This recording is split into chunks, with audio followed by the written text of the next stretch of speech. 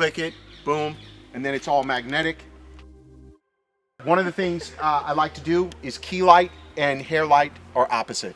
I don't know if that's a hard and fast rule, it's just what I've always done. So I'm gonna have my main light camera left, which means I want the sun coming from camera right, which actually works out perfect because that's where the actual sun is.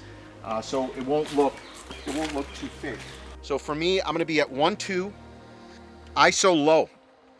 First thing I'm gonna do is just see that the sunlight that I've added up there is gonna look the way I want. So let me take a test shot. Oh, help if I turn the trigger on. I want this close to her. And I'm just gonna see what this is looking like. Okay, here we go, test shot 1, 2. And make sure your face is here or here because of the light. Okay. Yes, perfect. Yes, beautiful.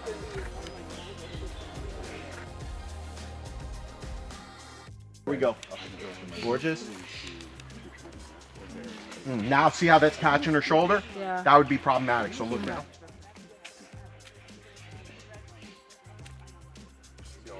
Yes. That's from the light here, so Okay. stay forward. Or step forward, come forward. A little bit more. Now turn your shoulder this way. Yeah, okay. 1, 2.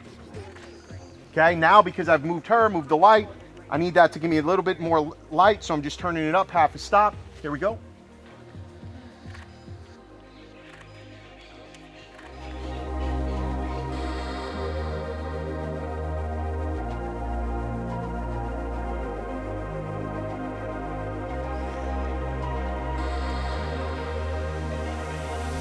Gorgeous.